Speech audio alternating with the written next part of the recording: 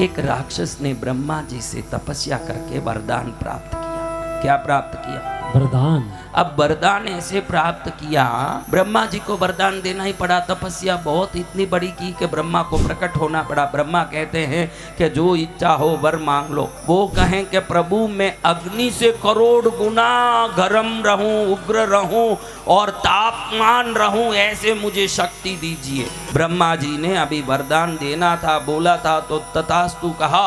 ये भयंकर एक अग्नि तो क्या जलाएं, ये नजदीक आए तो 100 योजन दूर ही लोग मर जाएं जल के।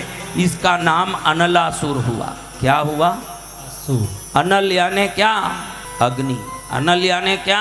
अग्नि। अनलासुर यानी अग्नि असुर। ऐसा अग्नि का रूप लेके कहीं 100 योजन दूर चले, जंगल का जंगल जल के भस्म हो जाए, स्थान का स्थान भस्म हो जाए, लोग त्राही त्राही करते करते शंकर जी के पास पहुंचे। प्रभु हे भोलेनाथ बचाओ, ये अनलासुर पूरे तीनों लोगों को जला के भस्म कर रहा है। शंकर जी ने गणपति जी को आदेश दिया, गणेश जाओ इस अनलासुर के दुख से सभी को मुक्त करो, ये अनलासुर को खत्म करो। अभी गणेश जी चाहे जो अस्त्र छोड़े, वो अस्त्र जाए और अनलासुर की अग्नि में जाते ही अस्त्र पिघल के गिर जाए। भाई उसको कौन क्या करे? समझो अग्नि से करोड़ गुना तापमान वाली शक्ति हो तो उसके सामने कौन खड़ सकता है हमारा? तो गणेश जी ने देखा कि ये क्या हुआ, ऐसे क्या होगा। अचानक गणेश जी ने उग्र रूप और ब्रह्मांड में चरण हो, पाताल में और आकाश में शरीर हो, ऐसे बड़ा रूप लिया। अपने हाथ से अनलासुर को फट पकड़ के मुंह में डाल लिया। अनलासुर को ही गणपति जी निगल गए। क्या कर गए? निगल गए। अनलासुर को गणपति जी निगल गए।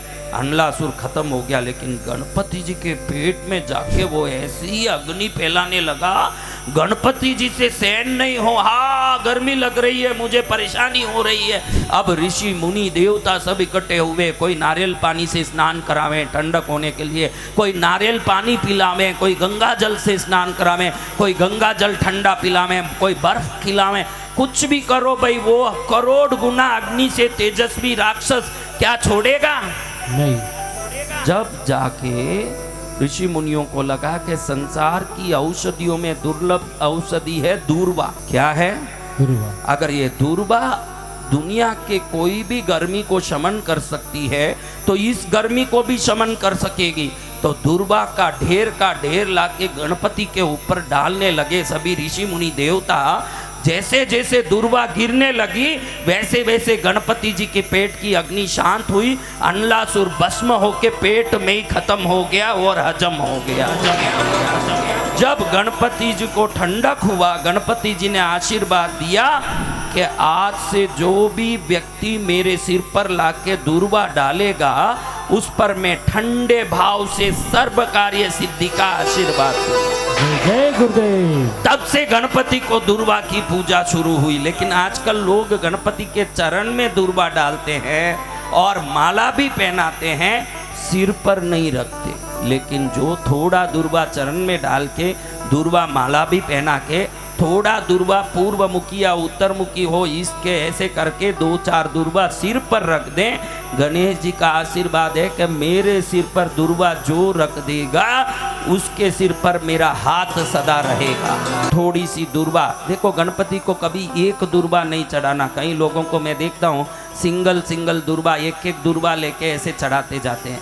गणपति को दूर्वा 2 ही चढ़ता है।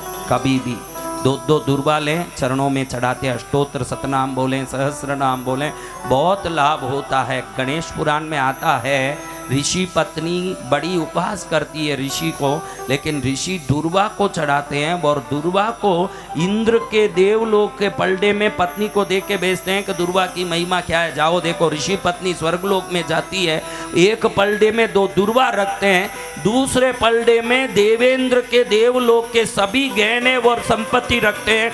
दूर्वा का पलड़ा भारी होता है न, ये पूरा देवलोक की संपत्ति वाला पलड़ा हल्का रहता है। ये दूर्वा की महिमा बहुत बड़ी है।